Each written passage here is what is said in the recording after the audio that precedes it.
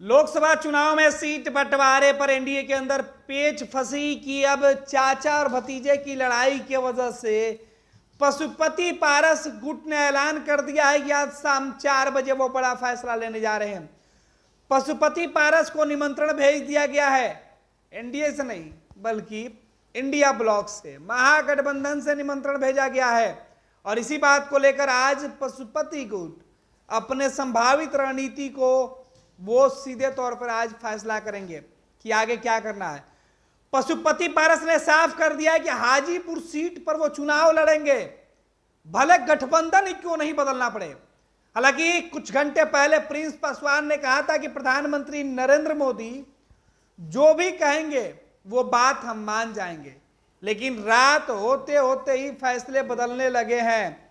BJP के नेता पशुपति पारस से बात नहीं कर रहे हैं। एनडीए के अंदर पशुपति पारस को पूछने वाला कोई नहीं है।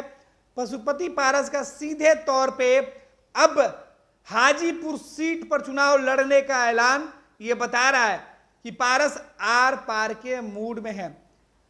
भतीजे चिराग पासवान से किसी भी तरह झुकने वाले नहीं है, ना ही डरने वाले हैं।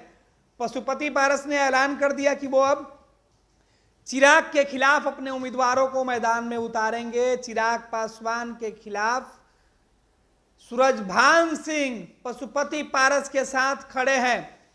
प्रिंस पासवान जो पशुपति पारस के भतीजा हैं और उनकी पार्टी में प्रदेश अध्यक्ष है, वो अब बिहार की कमान संभालेंगे सीधे तौर पर। इसी बात को लेकर चर्चा चल रही है। महागठबंधन से बातचीत का भी जो है वो प्रस्ताव आया है। कहा जा रहा है कि राजनीति में दरवाजे बंद नहीं होते हैं, दरवाजे खुले रहते हैं। बात अगर एनडीए में नहीं बनी तो वो महागठबंधन से भी चुनाव लड़ सकते हैं। यही वजह है कि महागठबंधन के अंदर सीटों पर अब तक समझौता नहीं हुआ। सीट बंटवारे के मुद्दे पर महागठबंधन के अंदर जो है वो लिस्ट फाइनल नहीं हुई है। इधर दूसरी तरफ अब इंडिया गठबंधन वाले इंतजार कर रहे हैं कि एनडीए में जो लोग नाराज है उनको जगह दिया जाए। दूसरे तरफ एनडीए के तमाम जो नेता हैं वो पशुपति पारस से दूरी बनाए हुए हैं।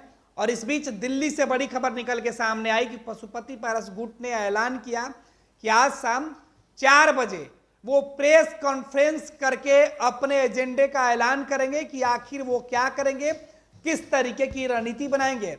तो आज पारस गुट अपने राजनीतिक भविष्य का फैसला लेने जा रहा है। आज शाम 4 बजे दिल्ली में यह फैसला होगा जिसका असर बिहार की सियासत पर सीधे तौर पर पड़ेगा।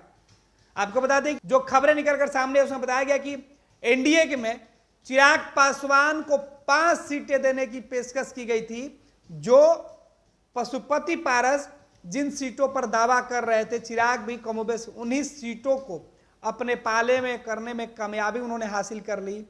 चिराग पासवान के साथ एनडीए के तमाम शीर्ष नेतृत्व की तस्वीरें निकल के सामने आई, जबकि पशुपति पारस का कोई फोन तक नहीं उठा रहा। और इन तमाम कयासों के बीच आज पशुपति पारस अपने राजनीतिक भविष्य का फैसला ले सकते हैं। अब देखना है कि चाचा और भतीजे की लड़ाई परिवार पार्टी अब हाजीपुर में आई है, क्योंकि हाजीपुर लोकसभा की सीट जो है वो निर्णायक होगा, चाचा भारी या भतीजा।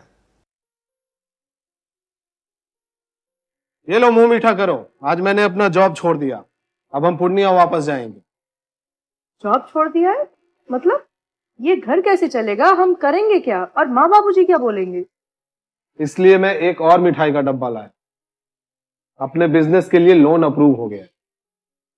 अरे लोन अप्रूव हो गया वो तो ठीक है, लेकिन पूर्णिया में हम रहेंगे कहाँ? अपना घर भी तो नहीं है वहां। इसलिए तो एक और मिठाई का डब्बा अलग से लाया हूं। हमने पूर्णिया में घर ले लिया है, पूर्णिया के ई होम्स पैनोरमा में। पूर्णिया में पैनोरमा ग्रुप लेकर आए हैं ई होम्स पैनोरमा। बड़ा घर, आलीशान जिंदगी और अत्याधुनिक सुविधाओं के संग। अरे अरे अब क्यों मुंह मीठा करवा रही हो? क्योंकि हम घर वापसी जो कर रहे हैं। घर वापसी की खुशी पूर्णिया में ई होम्स पैनोरमा के संग। E homes panorama, luxurious lifestyle redefined.